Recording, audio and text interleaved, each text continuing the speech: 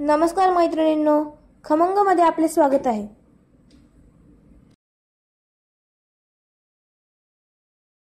आजची रेसिपी आहे लाल भोपळ्याच्या घाऱ्या। ही महाराष्ट्रीयन रेसिपी आहे। त्यासाठी आपण साहित्य घेतलेलं आहे। हा लाल भोपळा आहे, काशीफळ भोपळा पण म्हणतात याला। गूळ आहे 1 बाउल, कणिक त्याच्यात बसेल तेवढी, आणि हे तेल आहे। आत सुंठ, बडीशेप, वेलदोड्याची पावडर हे बारीक करून मिक्सरला बारीक करून घेतलेलं आहे, आणि हे चिमूटभर मीठ चवीसाठी। तर आता आपण सुरुवात करणार आहोत।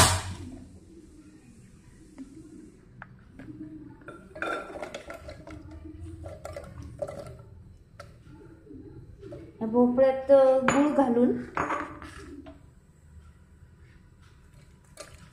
गुळाचं प्रमाण तुम्हाला जसे कमी गोड जास्त करू शकता। मी साधारण 1 बाउल गूळ घेतलेला आहे।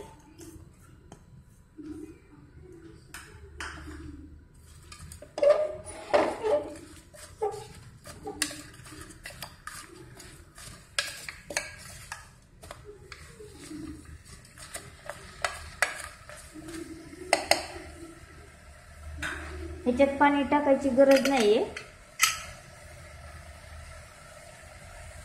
आपोआप त्या पाणी त्याच्यातलं सुटून गुळाला ओलसरपणा येऊन शिजू शकतो ते।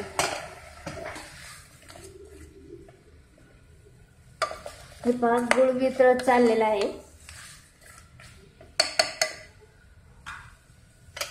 आता आपण कुकरचं झाकण लावून घेऊ।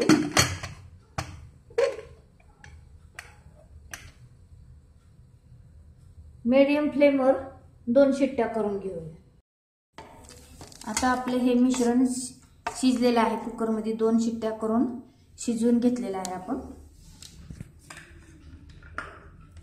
आता त्याच्यात हे सुंठ, बडीशेप आणि वेलची याची पूड करून घेतलेली ते टाकून घालून देऊ। त्याच्यात चिमूटभर मीठ चवीसाठी, जास्त मीठ घालायचं नाही, नाहीतर पदार्थाची गोडी कमी होती।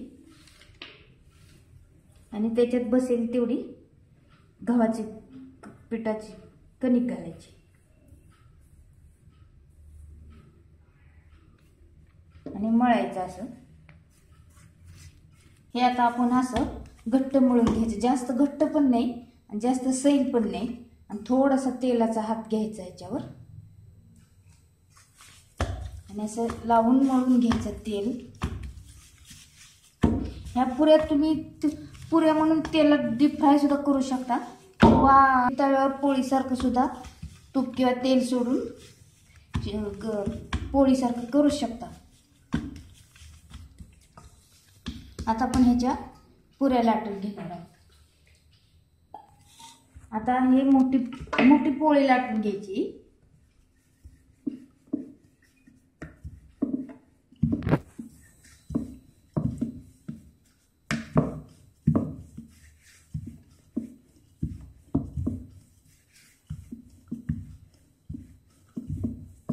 असाही भोपळा खाल्ला जात नाही, मुलं खात नाहीत। त्याच्या अशा प्रकारे घाऱ्या करून, किंवा घारगे पण म्हणतात ह्याला,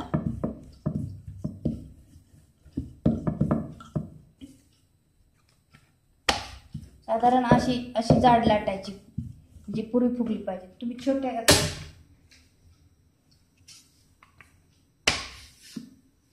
छोटे सुद्धा तुम्ही अशा लाटू शकता, किंवा अशा पुऱ्या सुद्धा काढू शकता। तुम्हाला जसं जमेल तसं करू शकता।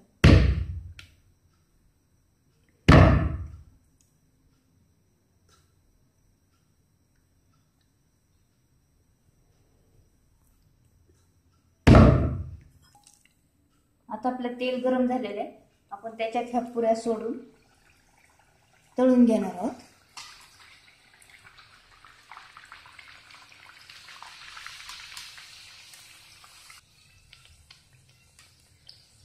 गॅस मंदच ठेवायचा, नाहीतर ते काय लाल होतात लगेच, गुळ असल्यामुळे लगेच।